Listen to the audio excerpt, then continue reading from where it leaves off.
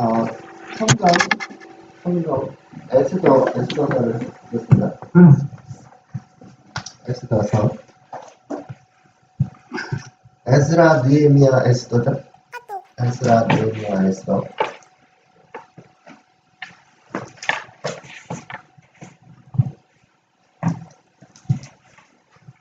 에스더서를 보겠습니다. 에스더서, 다 읽었으면 좋겠지만, 시간이 많지 않은 정도로,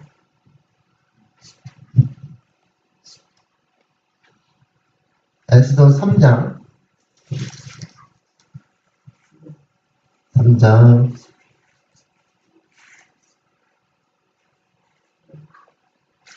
보겠습니다. 에스더 3장. 자, 에스더 3장 1절 보겠습니다. 에스더 3장 1절. 다 펴셨나요? 네, 에스더 3장 1절을 보시면, 그 후에 아하스웨로 왕이 아각 사람 함무다다의 아들 하만의 지위를 높이 올려 모든 함께 있는 대신 위에 두니, 대궐문에 있는 왕의 모든 신복들이 왕의 명대로 하만에게 꿇어 절하되 모르드게는 꿇지도 아니하고 절하지도 아니하니. 3절. 대궐문에 있는 왕의 신복이 모르드게에 이르되 너는 어찌하여 왕의 명령을 거역하느냐. 4절을 보니까 날마다 권하되 모르드게가 듣지 아니하고 자기는 유대인임을 구하였더니 자기가 모르드게 일이 어찌 되나 보고자 하여 하만에게 구하였더라. 하만이 모르드게가 꿇지도 아니하고 절하지도 아니하는 보고 심히 노하더니 저희가 모르드게의 민족을 하만에게 구한 거로 하만이 모르드게만 죽이는 것이 경하다 하고 아수르의 온 나라에 있는 유다인 곧 모르드게의 민족을 다 멸하고자 하다.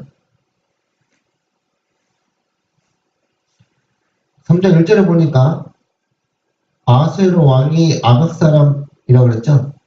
하만이 어디 사람이라고요? 하만. 아각 사람. 아각이라고 하면은 떠오르는 사람이 누가 있을까요? 다 멸망시키라는 거. 오늘 이따가 이제 할 때 그 관련 있는 거거든요. 이 아각 사람이 하만이 아각 사람이란 걸 기억해 주세요. 이따가 다시 얘기할 거니까요. 그래서 이따가 안식을 예배 때 하만이 아각 사람이었네 하는 거 기억해 주세요. 자, 그런데 이제 여기서 또 재밌는 게 3장에서 내려보면 모르드게가 하만에게 꿇어 절하지도 아니하고, 그죠? 꿇지도 아니하고 절하지도 아니하고 꼭 짐승의 우상에게 절하라 그러는 것 같지 않아요? 그 계시록 13장에서. 그래서 그런 거, 그러니까 그걸 거역하니까 모르드게가 죽음에 처하죠. 그러니까 계시록 13장에 보니까 짐승의 우상을 세워놓고 그것에 절하라 그러죠. 그리고 그거 절하지 않는 사람마다 다 죽이겠다 그러잖아요. 비슷하죠? 네. 마지막에 일요일 경배하는 것도 그것도 똑같은 명령인 거예요. 그러니까 짐승의 우상 세워놓고 짐승의 우상에게 절하고 하는 것하고 그냥 짐승의 표는 좀 이따 내리죠. 똑같은 거죠. 그 다음에 이제 그 문서까지 여러분 다 그 에스더 이야기 아시잖아요. 그죠? 네. 그 다음에 4장으로 가시면, 에스더 4장으로 가시면, 이제 난리가 났죠? 유대인 이제 다 잡아 죽이라는 그 명령이 내리잖아요.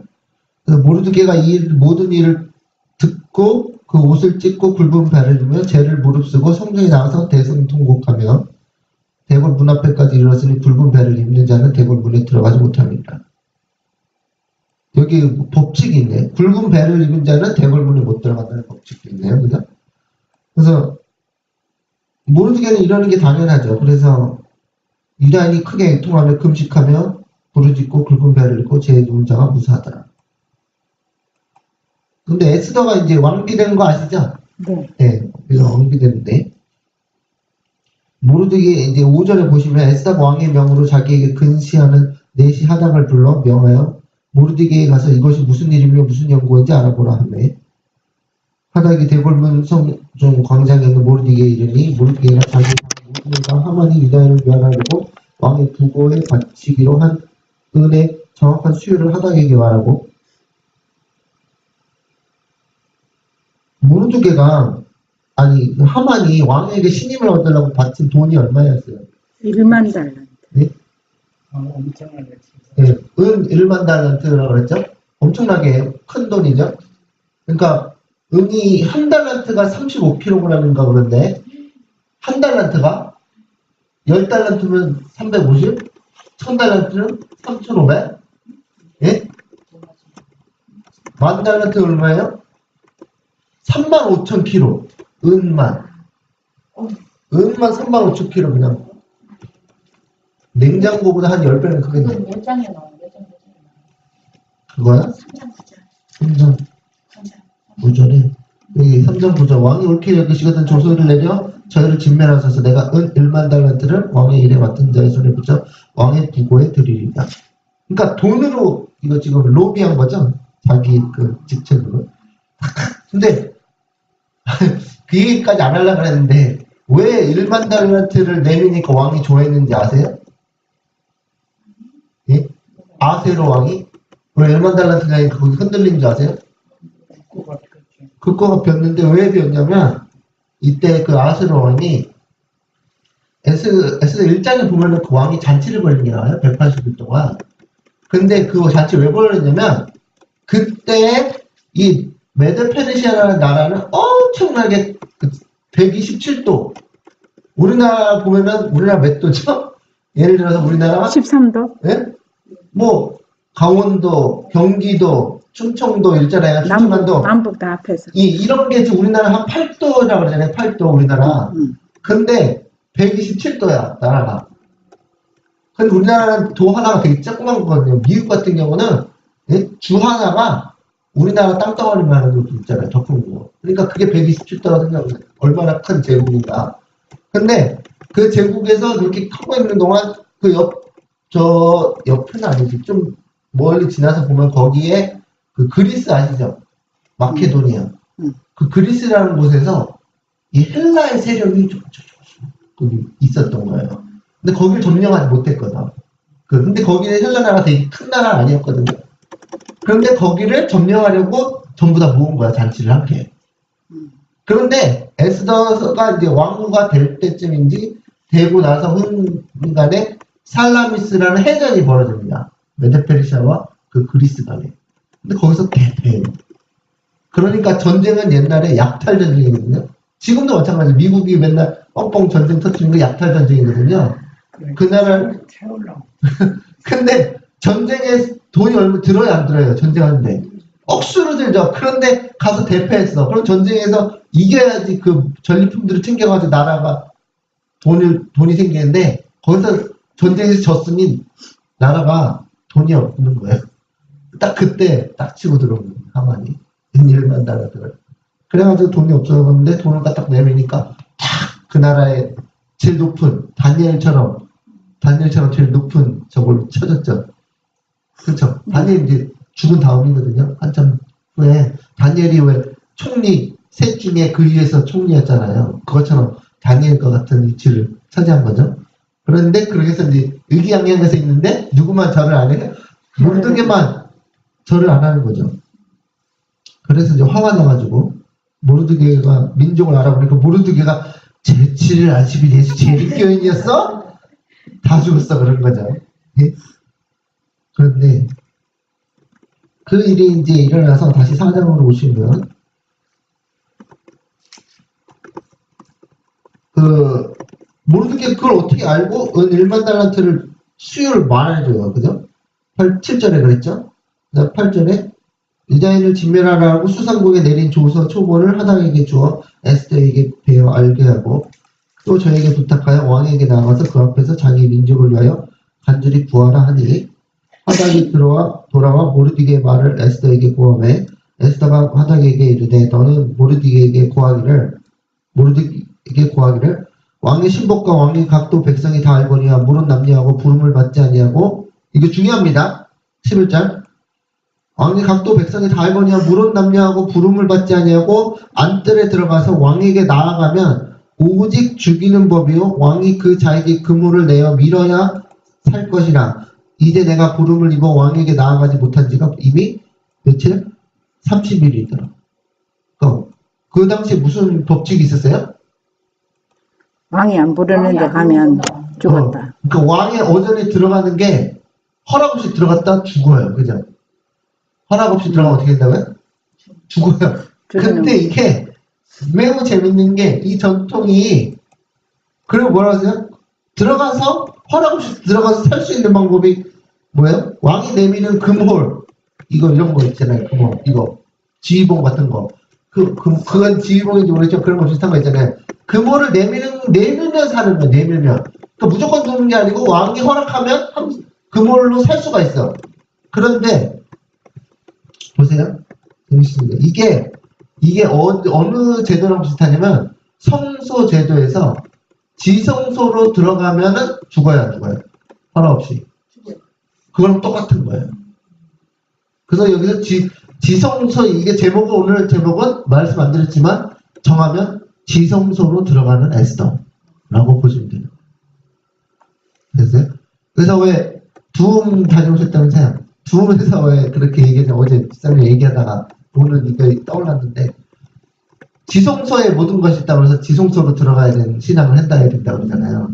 사실 에스더서를 보면서 지성소로 들어가는 신앙 경험이 어떤 것인지를 보여주고 있어요. 이게 굉장히 중요한 개념이에요. 우리가 지성소로 들어가야 된다고 말만 하는데 지성소로 들어가는 거랑 성소 안에 들어가는 거랑 무슨 차이가 있는데. 근데 그걸 보여주는 게 에스더서라고 해요. 에스더가 들어가야 안 들어가요. 들어가죠. 그 왜 들어갔는지를 알면 지성소로 들어가는 게 어떤 경험인지 깨달을 수 있는 거죠. 진짜 중요한 거죠. 근데 이제 이거를 계속 생각하다 보면 구약에서 그러면 어떻게 또 다른 걸 찾아봐야지. 그 지성소로 들어가는 경험이 어떤 것인가. 그 말로만 그래 지성소로 들어가야 돼. 우리가 뜻이 아니라 성소가 아니라 지성소로 들어가서 안에 십자가도 있고 뭐도 있고 다 있어. 그러니까 예수님이 계신 지성소로 따라 들어가야지. 말만 하면 뭐 하냐고. 지성소로 들어가는 경험이 뭔지 얘기 안 해주면. 그렇죠. 그래서 그걸 깨닫는 게 힌트를 주는 게 에스더서라는 걸 이제 제가 깨달았어요. 그럼 결과적으로 지성소 들어가는 게 지대처럼 목숨 걸고 들어가는 그렇죠. 예. 누굴 위해서? 나를 위하고 예. 우리는 네. 지성소 들어가는 거는 야는 있을 때는 백성을 위해서 네. 들어가는 걸 맞는데 자기 목숨을 내놓고 예. 우리는 지성소 들어갈 때 백성을 위해서 들어가는 거야. 내 자신이 죽어야 되는 거야. 그러니까 내 자신이 죽는 건 맞는데 백성 위해서 들어가는 게 맞죠. 사실은. 그러니까 예를 들어서 13만 4천 야. 외칠 때. 14만 3천이 제사장 직분이거든요. 그렇죠. 그러니까 제사장 지성소 들어가는 건 제사장만 들어갈 수 있거든요. 그렇죠. 예. 그래서 사실 대제사장만 들어갈 수 있거든요. 네. 그런데 우리가 예수님이 대제사장이니까 우리는 따라 들어가는 건데 그렇죠. 예수님이 이제 어떻게 보면 대제사장으로서 하나님 앞에서 간구하시는 거거든요. 그렇죠. 에스더도 사실 왕 앞에 나가는 이유가 뭐예요? 광고. 간구하러 가는 거거든요. 살려달라고. 그러니까 예수님도 마찬가지로 백성을 위해서 살려달라고 간구하는 거거든요. 그렇죠. 그러니까 사실 에스더를 통해서 예수님을 볼 수 있는 건데 그렇죠. 우리가 예수님의 성품을 반사한다는 그 측면에서 우리도 예수님을 따라서 지성소에 들어가서 뭘 할까요? 우리도 똑같이 예수님이 하신 일을 돕는 거거든요. 사역을. 이 그러기 땅에서. 위해서 이 땅에서 돕는 거거든요. 대제사장을 따라서. 그래서 예수님이 가시는 곳마다 어린 양이 가는 곳마다 따라가는 게 그런 맥락인데 여기서 보면요 되게 재밌어요. 그 다음부터 이제부터 그걸 생각하고 보면은 더 재밌어지는 거죠. 그래서 뭐라 그래요? 에스더가 모르드게에게 나도 그냥 가가지고 왕에게 우리 남편한테 예? 남편이잖아 왕이 맞잖아요. 네. 그죠? 남편한테 얘기해주고 싶은데 그 나라에 법칙이 있는데 왕들의 허락 없이 들어가면 죽는단 말이에요. 부르지 않았어. 그래서 나도 남편 못 본 지 얼마나 됐다? 30일이 됐다. 그러고 얘기하는 거예요. 그가 에스더의 말로 모르드게에게 고하되 모르드게가 그를 시켜 에스더에게 회답하되 너는 왕궁에 있으니 모든 유다인 중에 홀로 면하리라 생각지 말라. 이때 네가 만일 잠잠하여 말이 없으면 유다인은 다른 데로 말미암아 노인과 구원을 얻으려니와 너 아니라도 하나님께서 구원하실 수 있다. 그러죠. 그러면 너와 네 아비 집은 멸망하리라. 네가 왕 후의 위를 얻은 것이 이때를 위함이 아닌지 누가 아느냐. 평소 모르드게가 엄청난 사실을 알려줍니다. 그래서 네가 그 위치에 올라간 게 이때를 위한 거라고. 네가 그냥 너 행복하게 잘 살라고 호의호식하고 왕후 되어서 잘 살라고 그런 게 아니라 이때를 위해서 네가 딱 거기 배치된 거다. 그렇죠? 그래서 보면은 에스더가 명하여 모르드게에게 회답하되 당신은 가서 수산에 있는 유다인을 다 모으고 누굴 위하여? 나를 위하여 금식하되 밤낮 3일을 먹지도 말고 마시지도 마소서. 나도 나의 시녀로 더불어 이렇게 금식한 후에 규례를 어기고 왕 앞에 나아가리니 죽으면 죽으리이다. 네? 영어로 if I perish, I perish. 내가 죽으면 죽으리이다 하고 목숨을 걸게 되죠. 누굴 위해서? 백성을 위해서. 성품이 누구 성품이랑 똑같아요? 예수님. 예수님의 성품이죠. 내가 죽어도 십자가 죽어도 살릴 사람이 있다. 죽으면 죽으리다 하고 나아가셨던 예수님의 성품을 어떻게 해요? 반사하죠. 아름다운 성품. 그죠? 그게 성품인데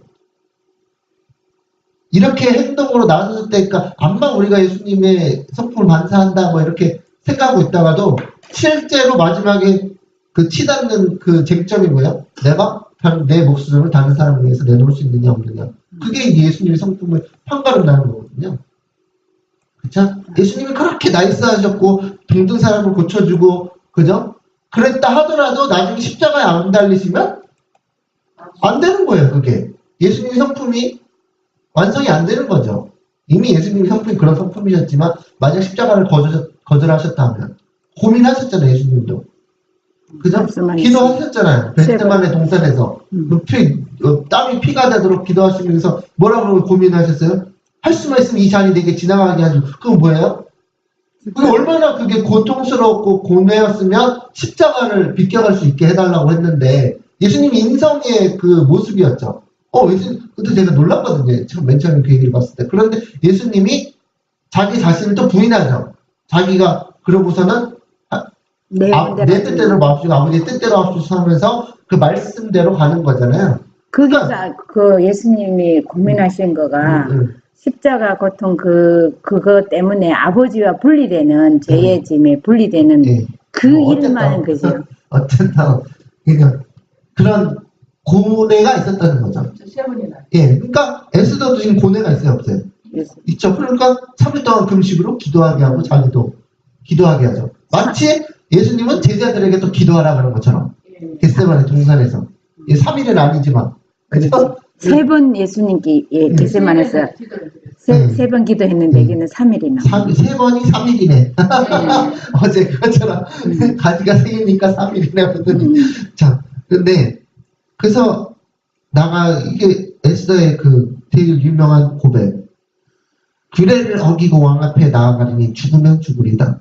모르드게에 가서 에스더의 명한대로 다 행하니라.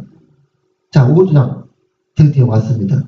제3일에 에스더가 왕후의 예복을 입고 옷을 쫙 빼입었죠? 왕궁 안뜰 곧 어전 맞은편에 서니 자, 지성소로 들어갑니다. 왕이 어전에서 전문을 대하여 보좌에 앉았다가 보좌 앞이죠? 지성소 보좌 앞이죠? 왕후 에스더가 뜰에 선 것을 본즉 심히 사랑스러움으로 여기서 보세요.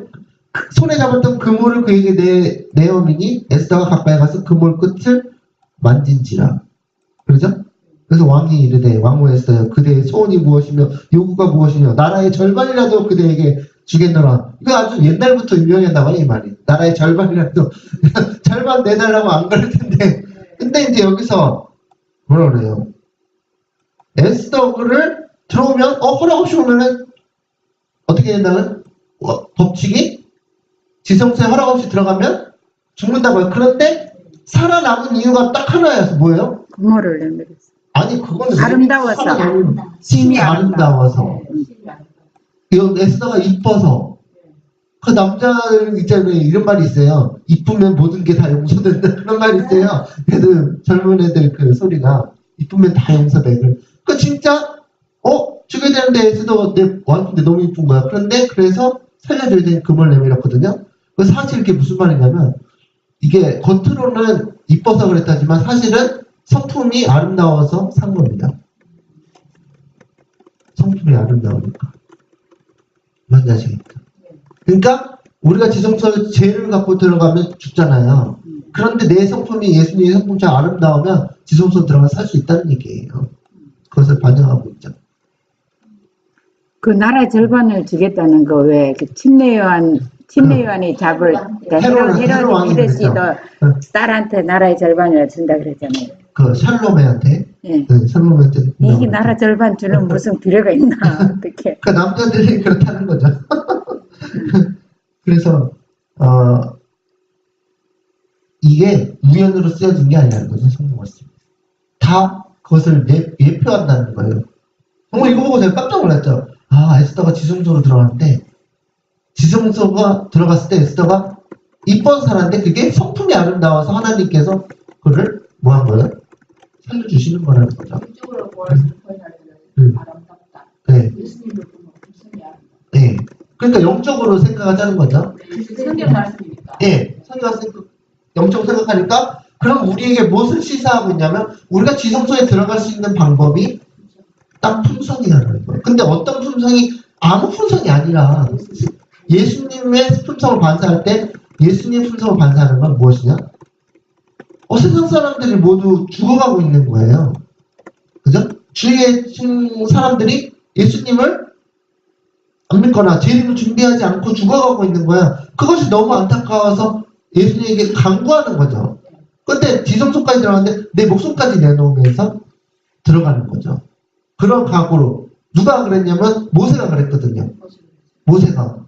이 백성들이 보니까 다 뭘 우상을 송아지가 짐승이죠. 짐승이 우상을 세워놓고 그 앞에서 춤을 추고 말이죠. 그죠? 요한계시록 13장처럼 짐승이 우상을 세워놓고 춤을 추는데 그 사람들이 뭐하고 있었어요? 우상에 경배하고 있었죠. 그런데 예수님 그때 뭐하고 있었어요? 모세는 시내산에서 하나님 만나가지고 뭐하고 있었어요? 십계명 받고 있었잖아요. 계명을 마음에 받고 있었단 말이에요. 마음을 새기고 있었단 말이에요. 시내산에서 시온산이죠. 어떻게 보면. 근데 거기서 잘못된 백성들, 이스라엘 백성이라는 사람들이 짐승의 우상을 세워놓고 춤을 추고 놀고 있었단 말이에요. 하나님께서 빨리 들어가라. 이 백성이 나에게 반역하느니라. 무슨 말씀이지? 하고 내려갔더니 뭐하고 있어요? 짐승 우상에서 뛰어놀고 있어. 경배하고. 그래가지고 그 사람들 다 죽여야 됐잖아요. 다 죽이라고 그랬는데 그때 실제로 죽는 사람 있죠? 3,000명인가 죽게. 근데 그것을 피할 수 없다는 거죠. 일반 사람, 어떤 사람은. 근데 다 죽이지는 않고 희한하죠. 왜 어떤 사람을 제일 주동자들을 죽였는지. 그 사람은요 회개하지 않는 사람. 네, 모세가 그랬거든. 이것을 회개하는 사람 오른편에. 그렇게 할 때 그 3,000명은요 회개 끝까지 안 했어요. 그 죽이라고 했어요. 그렇죠. 그래서 죽이라 그리고 그 다음에 뭐예요? 모세가 또 간과하죠. 두 번째. 그러니까 하나님께서 뭘 약속하셨어요? 너를 통하여 자손을 다시 만들어가지고 백성을 만든다고 하시니까 모세가 그럴까요? 그럴까요? 쟤네들 안 되겠는데 제가 생각해도 쟤네들은 안 되겠어요. 예? 아직 정신 못 차리고 말이죠. 저는 잘 믿는데 예? 쟤네들 그냥 죽어야 되겠네요. 아쉽지만 예, 알겠습니다. 그러지 않고 예? 우리 같으면 그럴 수 있단 말이잖아요. 그죠? 그런데 그러지 않고 내 이름을 생명책에 지원을 안에 있더라도 저 사람을 살려달라고 간구하는 모습이 똑같다는 거죠. 하나님 앞에서. 그런 거라는 거죠. 그래서 짐승이 우상에 경배하려고 하는 사람들, 다 죽어야 마땅한 사람들, 어쩌면 그죠? 무리를 그리고 막 핍박하잖아요. 그 사람을 진짜 그렇게 목숨 걸고 중보할 수 있는 마음이 생겨야 예수님 품성입니다. 그래서 목숨을 걸고 그 회답으로 그 화답으로 예수님 등을 보여주셨어요. 그거 나중에 영광. 그 모세가 영광을 보이다 했잖아요. 모세가 이제 막 그 확증으로 내가 아니면 내 이름을 지워달라 그러면서 하고 그 다음에 이제 주의 영광을 품성을 보여달라. 그럴 때 보여줘 만나서. 보여달라는 거는 에스더가 똑같은 거 죽는 거거든. 하나님 영광 보여달라면 자기가 죽음을 짰었는데 무엇을 에스더 들어가면 죽잖아. 모세도 하나님 보여다 자기가 죽음을 자처하면 왜 그렇게 했는가를 그 백성들을 얼마큼 사랑하는지 모세가 그게 하나님을 아시는 거예요. 이 하나님인데 하나님의 그 백성 사랑하는 마음을 보여달라는 거예요. 와 대단하다. 그리고 모세가요, 너로 통해서 그렇게 한다 그럴 때 하나님의 예수님의 그 마음을 읽었는데 네가 중보하지 않으면 네가 중보해라는 중보를 하면 내가 다 해주겠다는 그거를 읽었어요. 예언의신에 나와요. 그러니까 사실 하나님께서 너를 위해서 해줄게 하면서 너 사실 모세가 그렇게 닭달같이 그죠? 모세가 굉장히 집요했습니다. 구원해달라고 막 쫄라댔죠. 예수님 바지가랑이 붙잡는 그 표현처럼 그렇게 살려달라고 하니까 하나님께서 더 좋아하셨죠. 그죠? 마음이 흡족하셨어요. 흡족하시고 그리고 이제 그 다음에 이제 여기 에스더서를 다시 돌아오시면 에스더가 아이디어를 내요 안 내요? 네. 그 내죠. 그 살리는 길을 아주 용이 주도한 계획이 막 세워지는 잔치를 베풀고 그죠? 왕과 하만하고 같이 오라고 그러고 하만 막 기분 들떠있고 막 그러다 또 잔치 또 베풀고 그죠? 근데 이게 이제 우연이 아니거든요. 근데 이게 정확하게 이게 무슨 의미인지 저도 잘 모르는데 그것까지는 연구를 안 했는데 연구해 보시고 그거를 네. 봤는데 네. 거기 보면은 그렇게 하면서 왕이 하만하고 모르드게가 옛날에 왕을 살린 적이 있었잖아요. 네. 그런 거를 깨갖고 막 왕 포상을 하잖아. 왕이 기뻐하는 사람을 하만 어떻게 하면 좋겠냐니까 하만이 자기밖에 없다 생각했는데 왕의 옷을 입혀가지고 거리를 다니면서 왕에게 기뻐하는 사람을 이렇게 대우한다고 그렇게 자기가 모르드게 데리고 가면서 막 그렇게 했잖아요. 그 얘기 쭉 나오는데 보면은 왕이 유대인이 자기한테 얼마나 유익하게 하는지 그걸 깨닫게 하려고 이게 뜸을 들인 거예요. 그러니까 그게 우리가 한 가지 성경적으로 봐도 그게 의미가 깊거든요.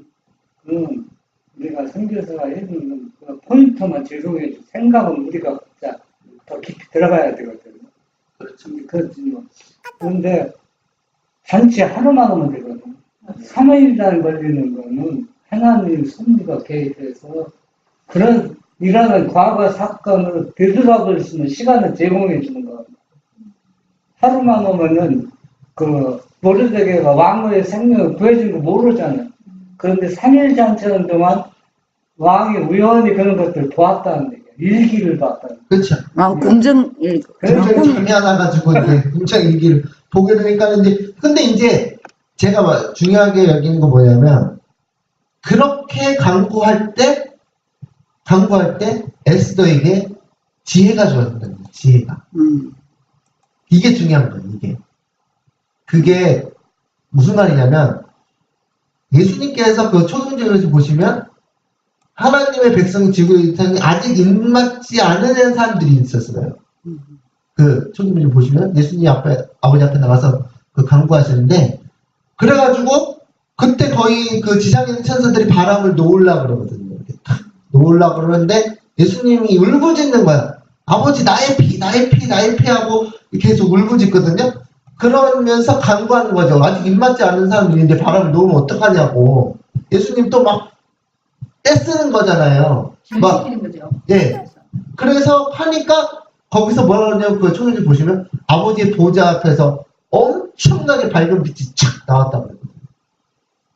그 빛이 그게 그냥 설명이죠. 빛이 나온다고 그냥 그것이 아버지 앞에서 나오는 말씀이 진리가 그 계획이 그래 이렇게 해라는 뭔가 그 방법이 나온 거죠.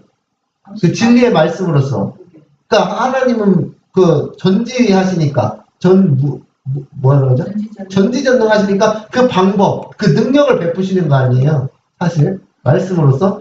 근데 그걸 받아가지고 또 천사 보내가지고 바람 붙잡으라 하면서 그 마지막 엄청나게 밝은 빛이 지성소에서 나오는 빛이 딱 전달이 되는 거죠. 왜? 그 빛으로 인해서 뭐가 돼요? 아직 입맞지 않은 백성이 이마 인을 받게. 그래서 그게 그 빛이 이거에서 에스더에게 그 아이디어가 딱 생각났어요. 에스더가 여러분 동의하시죠? 하나님이 그 에스더에게 그 지혜를 주셨다. 그래서 잔치를 베풀게 하고 뭐 그렇게 해가지고 하나님의 섭리가 진행되도록. 그래서 이게 우리가 지금 깨달아야 되는 게 뭐냐면 우리도 같은 마음으로 저 세상 사람들, 저 짐승 우상에게 절하는 사람들, 짐승 우상을 세우는 사람들, 그 사람들 말릴 수가 없는 거야, 말릴 수가. 그죠? 그런데 그것 때문에 우리가 금식하고 그 사람들을 구원하기 위해서 지성소 앞에 예수님 보좌 앞에 나가서 가지고 막 간구하고 떨면서 목숨을 내놓고 할 때 하나님께서 너무나 그 마음이 너무나 아름다운 순전히 그때 해서 지혜를 주시겠다. 그때 지혜를 주신다는 거예요. 우리가 그때 아직 그걸 그게 다시 말하면 그게 늦은 미성년이라는 거예요. 제가 생각하기에 미성년 아닐 수도 있죠. 근데 저는 그럴 것 같은데. 그러니까 그거에서 그럼 늦은 미성년이 어떤 사람이 받느냐를 알 수 있죠. 그렇죠. 예. 그 나를 미성년이 아무나 안 나를 받는 거예요. 죽이려 그러는 사람. 준비된 영혼들에게만 주신다는 거잖아요. 그래서 제가 생각하면 늦은 미성년에 대해서 연구할 때 내가 늦은 미성년을 받을 자격이 있나? 내가 그렇게 그런 사람들 사랑할 수 있는 그런 마음이 있나? 어제도 그게 늦은 미성년 예언의 성령이라고 그랬잖아요. 근데 그것이 그냥 무조건 연구한다고 예언을 연구한다고 주어지는 게 아니더라고요. 그렇게 그런 사람들에게. 이런 터치를 받아야 연구가 돼요. 네. 그러니까 그런 사람들을 구원해달라고 막 애쓰는 거죠. 아니 근데 그 홍광인 목사님 네. 강의 제주도 일주 강의를 네. 하셨는데 나 품성에 대해 갖고 얘는 마지막 때 늦은비를 붙여준다 했잖아요. 네. 나는 그거를 그것을 확실하게 이제 이해가 되는 게 그 이지금만도 얘기하셨잖아요. 우리가 막 애통하는 사람들, 다른 영혼들을 애통하는 사람들을 위해서 애통한 예수님처럼 모세처럼 이런 사람들인데 그거를 늦은비를 붙여주잖아요. 그분들 하면 그 사람들은 마음이 딱 붙여진 거잖아요. 그런데 늦은비를 내가 일괄적으로 받는 게 아니고 그렇게 준비된 사람들인데만 주는 거잖아요. 근데 그게 늦은비를 우리가 봤을 때는 뭐 기준이 모르잖아요. 눈에 보이는 게 아니니까. 근데 이거 마지막 때 다 받겠지 이렇게 생각하는데 그게 아닌 게 확실하게 이해된 게 품성이 우리가 예를 들어 100%를 세상적으로 보면 100%를 본다 치면 하나님이 완전한 걸 요구하시잖아요. 완전한 거를. 근데 하나님의 품성이 완전하지 않는 데는 늦은비를 주지를 않는데요. 왜 주지를 않느냐. 만약에 99.9%까지 내가 품성이 완성이 됐어. 그럼 사람이 봤을 때는 정말은 신앙 좋잖아요. 하나님 보시기에 아직 2%가 문제래요. 0.1%가. 근데 죄라는 게 이게 번식하잖아요. 하늘에서도 누수별 하나가 죄가 내가 3분의 1을 번식했고 이 지구가 죄를 번식했잖아요. 그렇기 때문에 그 0.1%의 그거 완전히 하지 않으면 이 죄가 또 다시 건성을 한다는 거라. 그렇게 완전한 하나님 보시기에 완전한 그 품성에 그거를 붙여준대요. 그러니까 그게요. 그 완전하다는 거가 완전히 예수님만 의지하는 거. 내 의가 내 자아가 진짜 눈곱만큼 높고 완전히 예수님 나는 예수님 공로로만 구원 얻습니다. 그러니까 예수님 보시기에 예수님이 의지하는 믿음이 100% 예수님이 그냥 나는 예수 내 순간에 네 설계합시다. 네? 아니, 재밌어서 그러세요. 홍강희 목사님은 내가 언제 시간 되는데 다시 얘기해줄게. 왜냐면 홍강희 목사님 내가 테이프 들어봤는데 그 이상구 박사하고 같은 매를 가고 있거든요. 그러면 지금의 이해가 안 갈 거예요. 그건 나중에 하시고. 나중에요. 진짜 나중에요. 그거는 나중에. 그래서 어쨌든 제가 이걸 보고서는 딱 이게 지성소로 들어가는 에스더구나. 진짜 우리가 지성소 들어가는 근데 그런 제가 거. 그 얘기했는데 진짜 그럴 것 같죠. 예? 맞아. 그런 것 같죠. 근데 이거가 이제 보시면 구약에도 이렇게 하나의 에스더 한 장이 이렇게 딱 나왔잖아요. 근데 여러분이 지성소에 진짜 들어가고 싶으면 성경에서 거의 뭐 에스더 얘기 우리가 몰랐던 얘기도 아니잖아요. 그죠? 그런데 성경이 다른데도 우리가 아는데 다 나와있을 거란 말이에요. 제가 저는 이거밖에 몰라요, 사실. 근데 제사장이 아론이 이제 모세가 지성소 들어가는 게 또 나오고 구약의 그 성소 제도 나오지만 또 다른 이야기에서도 그런 게 나올 수 있거든요. 야곱이 야곱강에서 기도하는 거. 네. 뭐 그럴 수도 있고. 근데 일단 제가 아는 건 이걸 소개해 드렸어요. 근데 저는 이거밖에 없고 우선은. 근데 다니엘서도 비슷한 게 나오는 게 있거든요. 다니엘서도. 그런데 그거는 이제 다니엘서 11장이 그렇게 펼쳐진 이유예요. 다니엘서 11장이 그렇게 펼쳐진 이유가 다니엘에게 그렇게 펼쳐진 이유가 다니엘도 에스더와 같은 그런 상태였기 때문에 네, 다니엘서 11장. 그러니까 지금 막 아이디어를 여러분이 이제 아시는 그 성경의 그 모세가 범위에서 중보하는 것도 그것 그러니까 모세처럼 그러니까 그런 거가 떠오를 때 우리가 지성소한 그게 경험이 어떤 경험이구나 하는 걸 더 깨달을 수 있다는 거죠.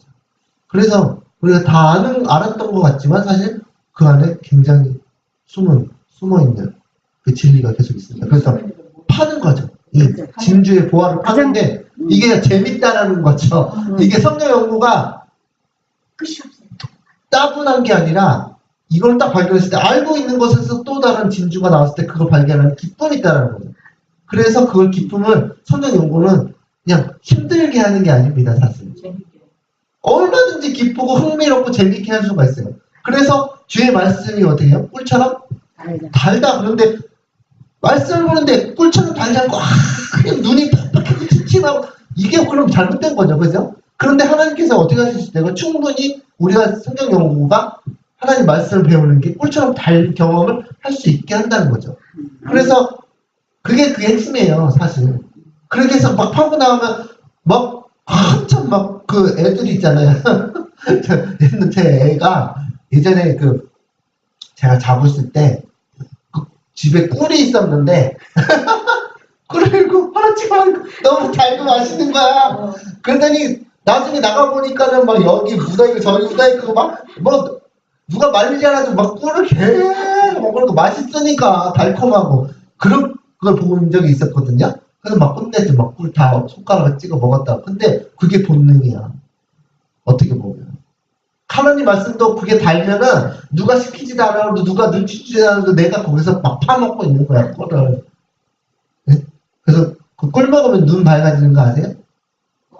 그래 네? 잘 때 자기 전에 꿀 먹으면 아니 그런데 그건 그냥 그게 성경상으로 실제로 그런지는 잘 모르겠고 성경상에서 그게 그 이야기가 나옵니다. 맞아. 하나님 그게 말씀 보면.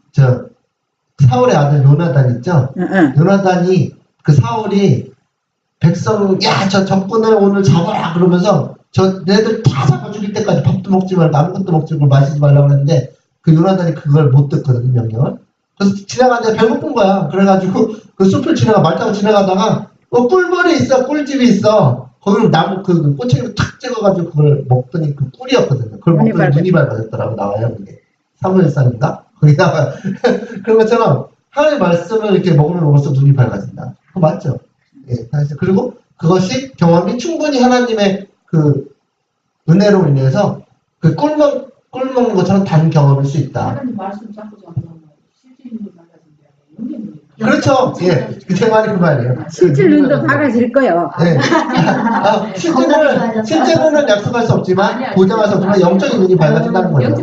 사실 말씀 많이 보니까 눈이 심심해지긴 그래서 기쁘고 재밌단 말이죠. 그래서 또 보면은 요한계시록 그 10장에도 나오죠. 작은 책을 갖다 먹어버리다.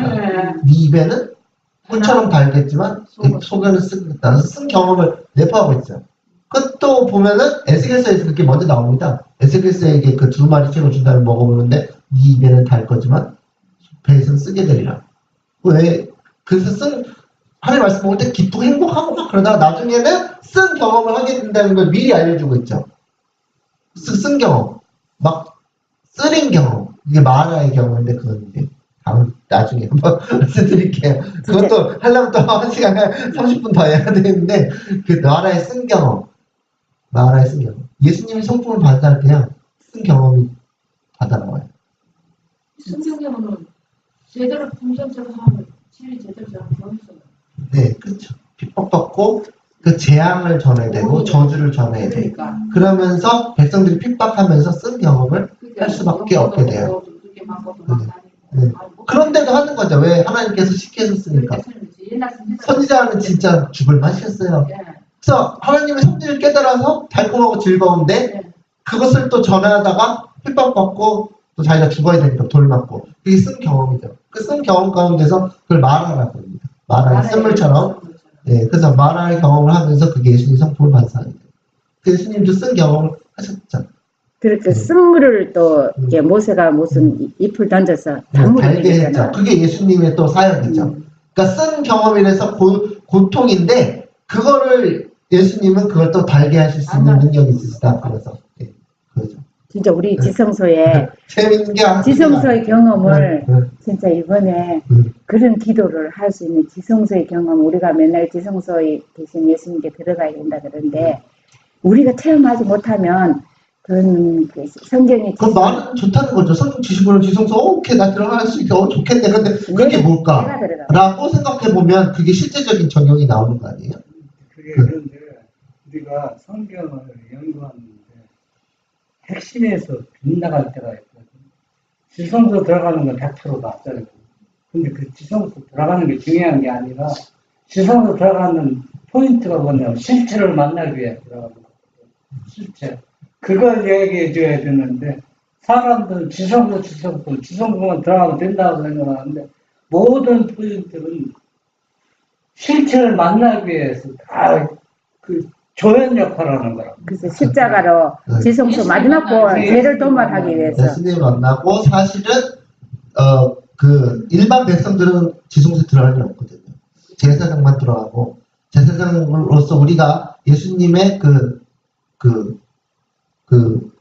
예수님 대제사장이고 그 밑에 제사장으로서 따라 들어가는 거는 마지막 세천사님을 10천원 4천이 하는 일이 그 예수님이 하신 일을 우리가 그 곁에서 도와드린다는 거예요.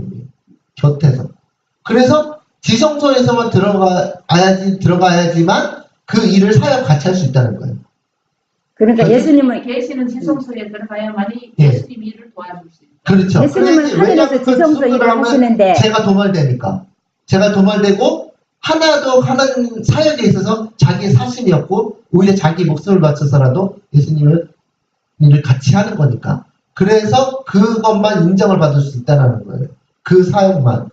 그래서 그런 마음만 있어야지 하나님의 사역을 같이 할 수 있다는 허락을 받고 그 일이 예수님 곁에서 그 군대장관의 그 하부의 그 부하들로서 우리 예수님을 도와드린 거거든요. 그게 사실 이게 어디로 가든지 예수님 어린 양이 어디로 가든지 따라간다는 게 그게 예수님 사역 도와드리는 거. 예수님 있는 곳을 따라가서 예수님과 같이 동력. 그렇죠. 그러니까 예수님이 우리가 뭐 해야 될까요? 지혜를 주시는 게 그 다음에서 지성소에 나오기까지. 그래서 예수님이 제사장인데 너희는 택하신 족속의 왕 같은 제사장이라 그랬잖아요. 예수님 하늘에서 지성소에서 지금 그 일을 하고 있는데 예수님 영으로 우리 가족하고 우리가 이 세상에 제사장 역할로서 예수님을 바라보고 다 용서받고 구원받고 해라. 예수님을 자꾸 증거해. 그리고 제사장이 하는 역할이 뭐예요? 가장 중요한 게 백성을 가르치는 일이에요. 그러니까 내가 백성을 가르쳐야 돼요. 내가. 그게 주역이잖아요. 제사장이 하는 일이 영혼을 한 예수님께서 인도하는 거잖아요. 그죠? 그런데 그 사람에게 무조건 데리고 뭐 팔 끌고 오는 게 아니라 그 사람에게 영의 양식을 먹여야죠. 그러니까 일단 나부터 그런 사람이 되어야 되겠다는 생각하면 제사장 그게 계열에 오르는 거예요. 그러니까 나는 맨날 그걸 말씀하면서 내가 받아 먹어야지만 하면 그 백성이라는 걸 내가 얘기하는 거죠. 내가 그냥 제사장 계열이 아니라. 근데 내가 다른 사람에게 가르치는 것보다 전한다고 생각하고 솔직히 전도할 때 말씀 전하지 않으면 그게 무슨 소리예요. 그죠? 그러니까 내 삶으로 더 보여주는 것도 있죠. 예, 그런 것도 포함이 되고 일단은 그 사람들에게 내 선한 양심, 예수님의 사랑을 보여줘서 그 사람들이 흥미를 가지게 되잖아요. 그럴 때 이제 그 사람에게 말씀을 어떻게 해서 제사장이 뭐예요? 그 떡을 굽죠. 구워가지고 백성들에게 나눠주는 그런 역할을 한단 말이에요. 그러니까 예수님이 하시는 일을 우리가 하는 거잖아요. 그래서 그 일을 하다 보면 이제 제사장 반열에 오고 제사장 반열에 들어가야지만 14만 4천에 들어갈 수 있는 거예요. 꼭 아셔야 돼요. 그래서 내가 주역이 돼야 된다고 생각하셔야 돼요. 이 땅에서 제사장 그 역할을 해야 된다. 예, 그렇죠. 그래서 재림교회가 사실 제사장 역할을 하라고 부르심 받은 교회예요. 그래서 제사장이 가면 그 다니엘과 새 친구들도 있지만 다니엘에게만 그 예언에 하는 그 영을 해석하는 그 꿈을 해석하는 그 영이 주어졌거든요. 다니엘 1장 보시면 그래서 그 수제자, 뭐 수제라기보다는 그 제사장 반열이기 때문에 더 많은 은혜가 주어진 거예요. 예언의 신이 그래서 주어진 거예요. 다른 사람들 예언 계시고 모르잖아요. 그래서 제사장 역할을 하려고 더 많이 준 거거든요. 그래서 원래 더 큰 은혜가 있지만 더 큰 책임이 따른다는 거죠. 그래서 그렇게 생각해 보시고 에스더, 지성소로 들어가는 에스더. 우리도 지성소로 들어가는 우리 에스더와 비교해 보면서 지성소로 들어가는 경험이 어떤가 오늘 하루 또 묵상해 보시기 바라면서 말씀 마치겠습니다. 아멘. 기도하시겠습니다. 하늘에 계신 하나님 아버지, 저에게 아름다운 아침을 허락해 주시니 감사합니다. 또 그렇게 아침에 일찍 일어나서 주님께 예배를 드리고 또 주님의 말씀을 보면서 연구할 수 있도록 저에게 지혜와 능력을 주심을 인하여 감사드립니다. 저희가 말씀을 연구할 때 주님께서 도와주심으로 인하여 저희가 하는 말씀 연구가 기쁘고 즐겁고 꿀 먹는 것처럼 단 경험이 될 수 있도록 도와주시옵소서. 그리하여서 누가 시키지 않아도 저희가 스스로 주님의 말씀을 먹는 경험을, 기쁘게 말씀을 먹는 경험을 할 수 있게 하여 주시고, 또 주님께서 도와주셔서 저희가 오류가 아니라 진리만을 저희 마음속에 새길 수 있도록 도와주시옵소서. 그리하여 예수님의 성품을 반사하는 일에 주님의 보좌 앞에 나아가 곧 멸망에 처한, 운명에 처한 그 백성들을 불쌍히 여기는 마음도 허락하여 주셔서 저희가 진정으로 예수님의 사랑을 저희 마음에 품어서 그들을 위해 간구하고 주님께 매달릴 수 있는 그런 아름다운 마음을 저에게 허락하여 주시옵소서. 모든 말씀 예수님의 이름으로 기도드립니다. 아멘.